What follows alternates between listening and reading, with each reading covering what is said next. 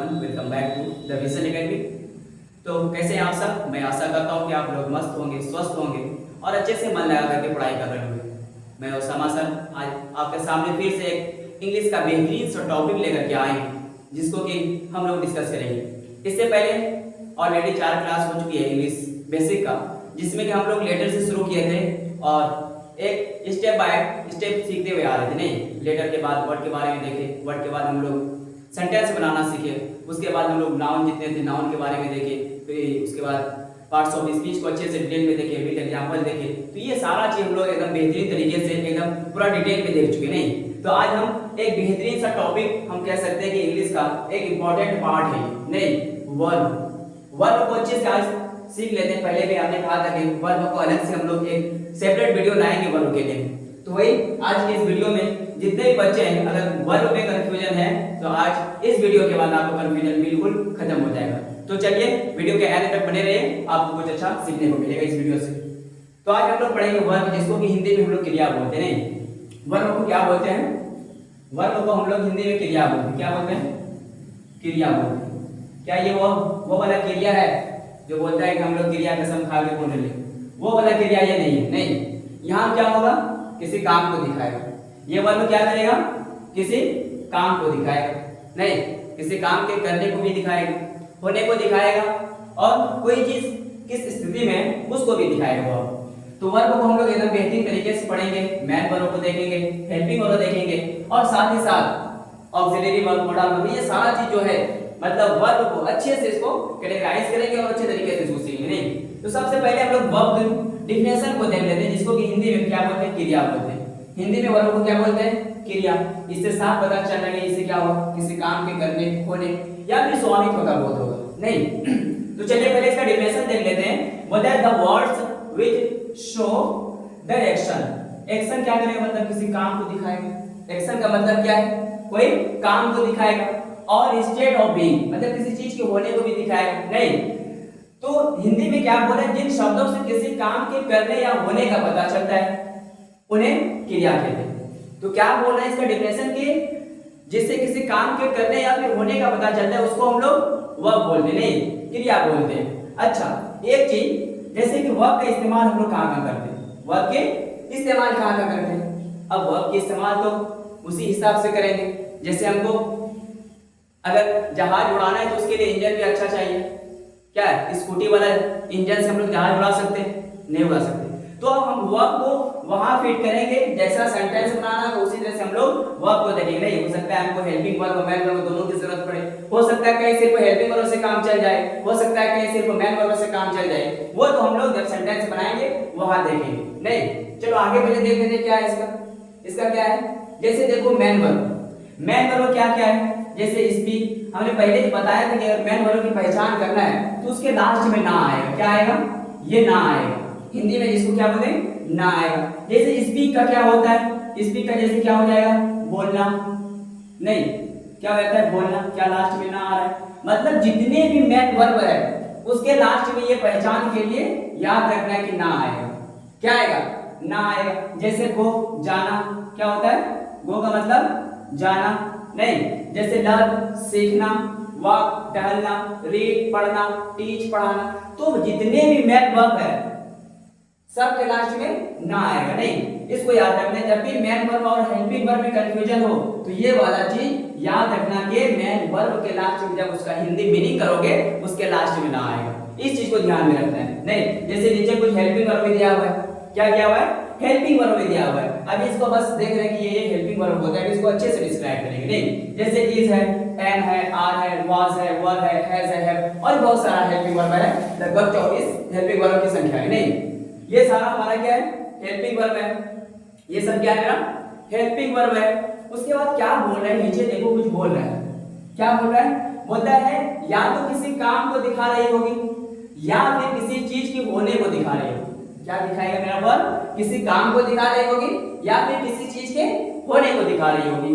नहीं अब देख लेते वर्ब को, पहले इसका एक नेट पे इसको देख लेते, अच्छे से सीख लेते। नहीं जैसे हम बताएं कि वर्ब को जब भी हम लोग कैटेगराइज करते हैं जिसको कि हिंदी में क्रिया बोलते हैं, क्या बोलते हैं? क्रिया बोलते हैं हिंदी में। नहीं हिंदी में क्या बोलते हैं? वर्ब को क्रिया।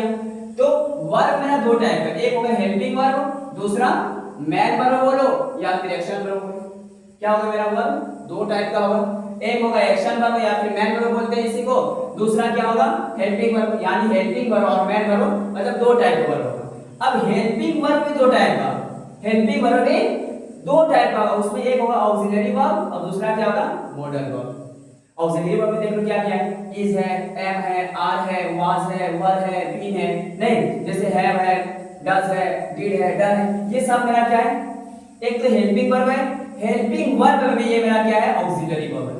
क्या है हेल्पिंग वर्ब है, लेकिन हेल्पिंग वर्ब भी दो टाइप का होता है, एक होता है मॉडल वर्ब, एक होता है ऑक्सिलरी। तो ये सब क्या है, इज, एम, आर, वाज, वर, ये सब क्या मेरा ऑक्सिलरी वर्ब है। जैसे मॉडल वर्ब भी है, कैन है, कुड है, मे है, माइट है, शैल है, शुड है, ये सब मेरा मॉडल वर्ब है। नहीं विल है, वुड है, मस्ट है, आउट टू है, यूज्ड टू है, नीड है, नहीं डेयर टू है, ये सब मेरा क्या है, एक तो हेल्पिंग वर्ब है, क्या है हेल्पिंग वर्ब भी मॉडल वर्ब है, क्या है मॉडल वर्ब है। उसके बाद आया था एक्शन वर्ब, जिसको कि हम लोग क्या बोलते हैं, मैन वर्ब बोलो, एक्शन वर्ब बोलो या फिर प्रिंसिपल वर्ब बोलो, इसी को हम लोग मैन वर्ब बोलते हैं। नहीं मैन वर्ब कहने का मतलब मुख्य क्रिया जो कि सेंटेंस में मैन काम करेगा। नहीं तो मैन वर्ब भी दो टाइप का होता है, जिस तरह से हम लोग देखें कि हेल्पिंग वर्ब दो टाइप का होता है, उसी तरह से मैन वर्ब भी दो टाइप का, एक होता है ट्रांजिटिव और एक इंट्रांजिटिव। अब इस दोनों को इतना आसानी से बता देंगे, जिंदगी में कभी भी ट्रांजिटिव और इंट्रांजिटिव आ जाए तो कभी भी गलती नहीं हो। ट्रांजिटिव के लिए क्या बोल रहे हैं, रिक्वायर्स एन ऑब्जेक्ट। इस चीज को ध्यान रखना है कि जब भी ट्रांजिटिव होगा उसके लास्ट में ऑब्जेक्ट रहेगा। क्या रहेगा, मतलब हमको ऑब्जेक्ट की जरूरत होगी, तो क्या बोला ट्रांजिटिव रिक्वायर्स एन ऑब्जेक्ट। जैसे यहां देखो सी रॉट अ लेटर, अगर इसको हम मिटा दें या फिर इसको हटा दें तो ये क्या हो जाएगा, ये हम इसको ट्रांजिटिव नहीं बोलेंगे। लेकिन यहाँ पे देखो एक ऑब्जेक्ट है, नहीं मतलब लेटर है, तो हम इसको ट्रांजिटिव बोलेंगे। तो सिंपल से ये याद रखने कि मैन वर्ब दो टाइप का होता है, ट्रांजिटिव और इंट्रांजिटिव। ट्रांजिटिव हमको ऑब्जेक्ट की जरूरत होगी, किसकी जरूरत होगी, ऑब्जेक्ट रहेगा तभी वो पूरा मीनिंग बताएगा। दूसरा है इंट्रांजिटिव, दूसरा क्या है इंट्रांजिटिव, मतलब does not require an object, यहाँ हमको ऑब्जेक्ट की जरूरत नहीं है, ऐसे लिए सेंस दे देगा। नहीं यहाँ हमको ऑब्जेक्ट की जरूरत नहीं, जैसे देखो द बर्ड फ्लाइज, पक्षी उड़ता है।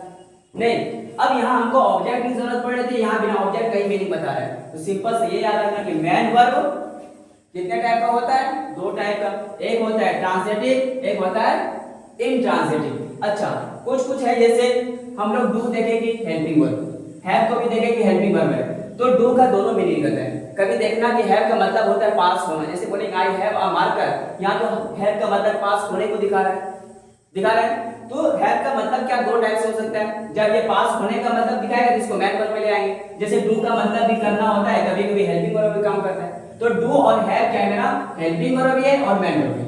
इस चीज को भी ध्यान रखना है। तो अभी तक क्या देखे कि वर्ब इसको की क्रिया बोलते हैं, दो टाइप का होता है। पहला क्या देखे हेल्पिंग वर्ब देखे, दूसरा क्या देखे मैन वर्ब या फिर एक्शन वर्ब। अब हेल्पिंग वर्ब दो टाइप का, हेल्पिंग वर्ब कितने टाइप का था, दो टाइप का, एक था ऑक्सिलरी वर्ब जिसमें इज, एम, आर, वाज, वर था, दूसरा क्या देखे, दूसरा वाला हम लोग देखे मॉडल वर्ब जिसमें कैन, कुड, विल, शुड था। ये सारा मेरा क्या था मॉडल वर्ब। तो हेल्पिंग वर्ब दो टाइप का, ऑक्सिलरी वर्ब, मॉडल वर्ब। उसके बाद देखिए मैन वर्ब जिसको एक्शन वर्ब भी बोलते हैं, ये भी दो टाइप का, ट्रांजिटिव वर्ब और इंट्रांजिटिव। ट्रांजिटिव वर्ब के लिए हमको ऑब्जेक्ट की जरूरत थी और इंट्रांजिटिव में बिना ऑब्जेक्ट का ही मीनिंग बताना था। अब इसको एग्जांपल के साथ देखते हैं। नहीं अच्छा एक सवाल है आप सबसे कि क्या हम लोग सेंटेंस में हेल्पिंग वर्ब और मैन वर्ब दोनों का इस्तेमाल कर सकते हैं, इसका जवाब देना है। क्या कर सकते हैं, चलिए इसको पहले देख लेते हैं। नहीं देख लेते हैं, यहाँ पे आपको नोटिस करना है कि हेल्पिंग वर्ब कहाँ है और मैन वर्ब कहाँ है। क्या करना है, यहाँ पे नोटिस करना है कि हेल्पिंग वर्ब कहाँ है और मैन वर्ब कहाँ है, इस चीज को देखना है। चलो देख लेते हैं,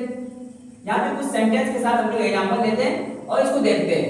नहीं क्या करते हैं देखते हैं। जैसे देखो फर्स्ट वाला सेंटेंस में मेरा क्या है, मतलब पिंकी इज इन आगरा। अब यहाँ पे जो ये इज है, ये मेरा इज क्या है हेल्पिंग वर्ब, ये इज मेरा क्या है हेल्पिंग वर्ब है। नहीं अब दूसरा वाला सेंटेंस बोलते हैं पिंकी वेंट टू आगरा। यहाँ पे सिर्फ इस सेंटेंस में मेरे पास एक हेल्पिंग वर्ब था, क्या था हेल्पिंग वर्ब था। नहीं जैसे ये वाला सेंटेंस बोले पिंकी इज इन आगरा, तो इज मेरा क्या था हेल्पिंग वर्ब, बस हेल्पिंग वर्ब से मेरा सेंटेंस बन जा रहा है। दूसरा वाला सेंटेंस में क्या बोल रहा है, बोलते हैं पिंकी वेंट टू आगरा, मतलब यहाँ वेंट मेरा क्या है गो का सेकंड फॉर्म है, ये भी मेरा ये क्या आ जाएगा यहाँ पे सिर्फ मैन वर्ब है। क्या है सिर्फ मैन वर्ब है। अब तीसरा सेंटेंस में देखो बोलते हैं Pinky is going to Agra. अब यहाँ पे मेरा इज क्या है, हेल्पिंग वर्ब है। इज क्या है मेरा, हेल्पिंग वर्ब है, और गोइंग क्या है मेरा, मैन वर्ब है। क्या है, मैन वर्ब है। तो इससे क्या पता चला है कि हम लोग सिर्फ हेल्पिंग वर्ब से भी सेंटेंस बना सकते हैं।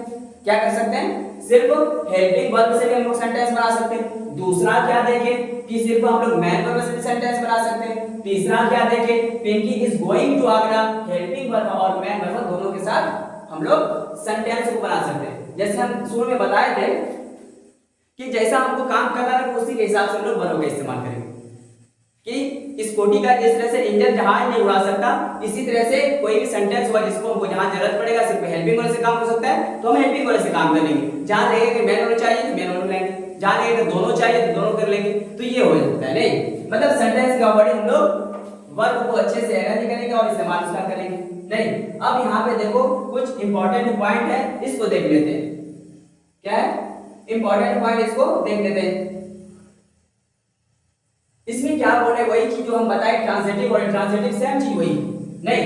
ट्रांजिटिव और इंट्रांजिटिव जो बताए उसी का सब में लिखा हुआ है कि ट्रांजिटिव होने के लिए क्या होना चाहिए, ऑब्जेक्ट का होना आवश्यक है नहीं। ट्रांजिटिव होने के लिए ऑब्जेक्ट का होना आवश्यक है। तो क्या बोले ट्रांजिटिव, यानी कि ये मैन वर्ब का ही क्या है, मैन वर्ब क्या देखे, दो टाइप का होता है नहीं। मैन वर्ब क्या देखे, दो टाइप का होता है। ये क्या मेरा फर्स्ट वाला है, ट्रांजिटिव वर्ब है नहीं। बोलते ट्रांजिटिव वर्ब ऐसे वर्ब्स है जिन्हें ऑब्जेक्ट की जरूरत होती है। ये चीज पहले भी बताए कि ट्रांजिटिव वर्ब को ऑब्जेक्ट की जरूरत होती है सेंटेंस का कंप्लीट मीनिंग बताने के लिए। किस लिए, अगर हमको सेंटेंस का कंप्लीट मीनिंग बताना है तो हमको ट्रांजिटिव वर्ब में ऑब्जेक्ट का लगाना या फिर होना जरूरी है, तभी उससे कंप्लीट सेंस निकलेगा। उस सेंटेंस का कंप्लीट मीनिंग तभी निकलेगा, जब तक हम लोग ऑब्जेक्ट नहीं लगाएंगे तब तक उसका सेंटेंस। जैसे हम बोल सकते हैं, क्या बोलेंगे, यहाँ पे एक एग्जांपल ले सकते हैं। क्या लेंगे, जैसे बोलेंगे राम लव्स। अब यहाँ पे देखो, यहाँ पे राम लव्स बोल रहे नहीं, बोल रहे कि राम प्यार करता है। क्या हमको पता चल रहा है कि राम किससे प्यार करने का काम कर रहे हैं, नहीं पता चल रहा है। मतलब इससे हमको नहीं पता चले कि राम किससे प्यार कर रहा है, नहीं पता चले तो इसको अभी हम ट्रांजिटिव नहीं बोलेंगे। लेकिन क्या बोला है हमको, देखो जैसे डेफिनेशन को देख लो, बोलता है ऐसे वर्ब्स जिन्हें ऑब्जेक्ट की जरूरत होती है। यहाँ तो मेरे पास कोई ऑब्जेक्ट है नहीं, ऑब्जेक्ट है क्या, नहीं है ऑब्जेक्ट। तो बोलते हैं ऑब्जेक्ट की जरूरत होती है सेंटेंस के कंप्लीट मीनिंग बताने के लिए। तो हम क्या यहाँ पे ऑब्जेक्ट लगा करके इसको ट्रांजिटिव नहीं बना सकते। चलिए इसमें एक ऑब्जेक्ट लगा देते हैं। क्या लगाएंगे, बोलते हैं राम लव्स, क्या लगा देते, कोई ऑब्जेक्ट के तौर पे लगा देते हैं, सीता। अब जैसे यहाँ पे ऑब्जेक्ट लगाए तो अब ये पूरा मीनिंग दे रहा है कि राम सीता से प्यार करता है। तो क्या होगा कि जब भी हमको ट्रांजिटिव बनाना होगा उसके लास्ट में हम कोई ऑब्जेक्ट लगा देंगे तो कंप्लीट मीनिंग देगा और उसको हम लोग ट्रांजिटिव बोलेंगे। तो सिंपल सा ये बात याद रखना है कि ट्रांजिटिव में हमको ऑब्जेक्ट की जरूरत होगी कंप्लीट मीनिंग बताने के लिए, ये चीज कंफर्म है। अब आता है दूसरा यहाँ पे देखो कुछ ट्रांजिटिव वर्ब का कुछ एग्जांपल दिया हुआ है। अब इसमें बताना है, ऑब्जेक्ट लगा करके इसका कंप्लीट मीनिंग देना है। जैसे बोलते हैं निभा लव्स, मतलब निभा प्यार करता है।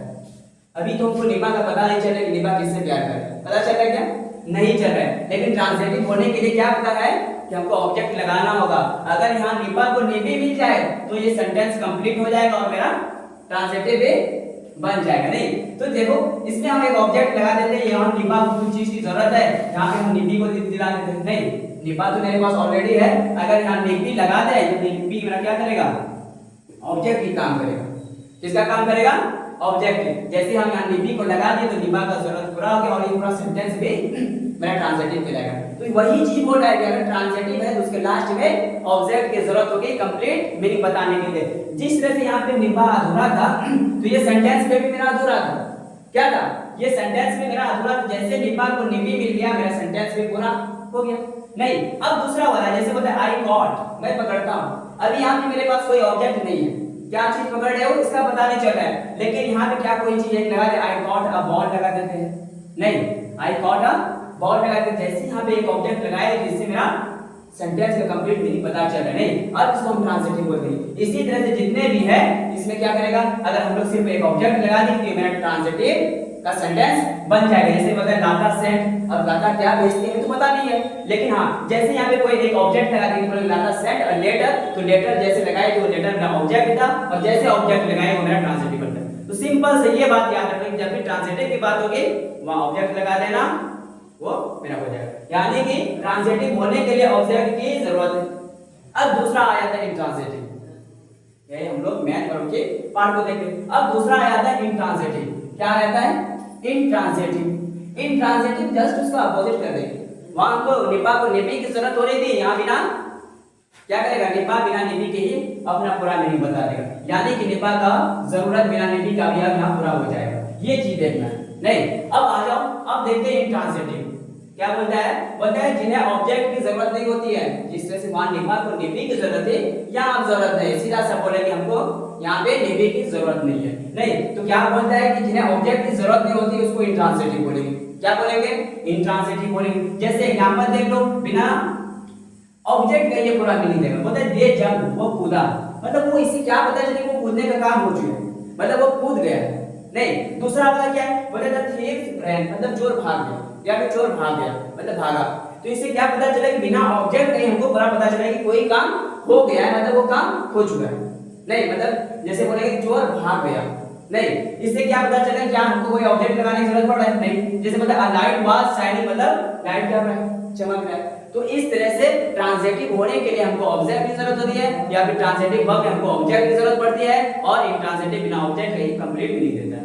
नहीं, अब यहां तक क्लियर हो गया। जैसे देख लो यहां पे दिया हुआ क्या दिया हुआ है, बोलता है not but fly, the arrive he flies. अब देखो यहाँ पे एक सेंटेंस है, इसको बनाना है। क्या करना है? इसको बनाना है। जैसे बर्ड्स फ्लाई, पक्षी उड़ता है, मतलब उड़ने का काम। जैसे डा है, अराइव है, ये एक एक वर्ड से भी हम लोग इंट्रांजिटिव बोल सकते हैं। इसका मीनिंग निकलता है मतलब आ गया, या फिर वो मर गया, इससे साफ पता चले वो मर गया। नहीं तो इंट्रांजिटिव क्या करता है कि बिना ऑब्जेक्ट का ही पूरा मीनिंग दे देता है। नहीं, अब आया था यहाँ पे देखो ये वाला सेंटेंस है, क्या इसको हम लोग ट्रांजिटिव बोलेंगे या इंट्रांजिटिव?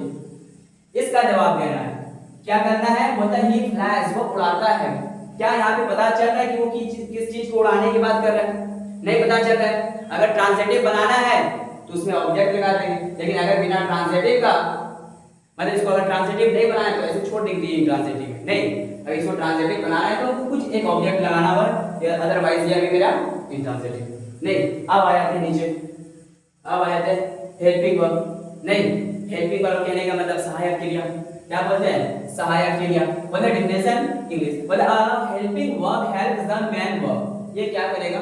मैन वर्ब को मदद करने में काम करेगा। नहीं, बोले टू शो, टेंस, मोड और वॉइस, ये सारा चीज बोले हेल्पिंग वर्ब मुख्य क्रिया की मदद करती है और वाक्य का समय टेंस का भाव बताती है कि वाक्य में टेंस या फिर भाव को बताती है। जैसे कॉमन हेल्पिंग वर्ब कुछ दिया हुआ है, इसको देख लो। जैसे इज है, एम है, आर है, वाज है, वर है, हैज है, हैव है, हैड है, विल है, शैल है, कैन है, मे है, मस्ट है, ये सारा मेरा क्या है?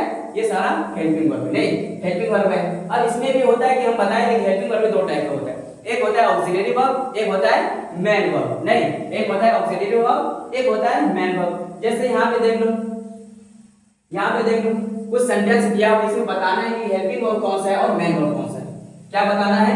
हेल्पिंग वर्ब कौन सा है और मेन वर्ब कौन सा है। जैसे बोला I am reading a book, यहाँ एम तो हमको साफ पता चला कि मेरा क्या है? Helping verb. नहीं, रीडिंग का मतलब बताया, अगर नहीं समझ में आता है इसका हिंदी का नाम, रीडिंग का मतलब क्या होता है? पढ़ना। लास्ट में ना आ रहा है, ये मेरा क्या हो जाएगा? मेन वर्ब हो जाएगा। क्या हो जाएगा? Main verb. तो इसमें मेरा एम क्या था?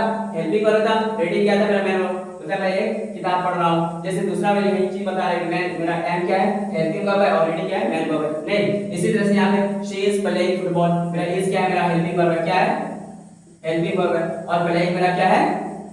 मेन वर्ब है। नहीं, तो अच्छे से क्लियर हो जाएगा इस वीडियो को देखने के बाद। ये सारा था हमारा वर्ब था, और वर्ब को अच्छे से देखें। नहीं, वर्ब में क्या क्या चीज था, यहाँ पे बहुत सारा एग्जांपल दिया है, बस इसको देखना है। क्या करना है? अच्छे से देख लेना है। अगर किसी को ये पीडीएफ चाहिए तो आप हमें हमारा जो व्हाट्सएप चैनल है उसको ज्वाइन कर सकते हैं। तो अभी तक हम लोग क्या देखें? वर्ब कितने टाइप का था? दो टाइप का, एक था मेन वर्ब, एक था हेल्पिंग वर्ब। मेन वर्ब भी दो टाइप का, हेल्पिंग वर्ब भी दो टाइप का।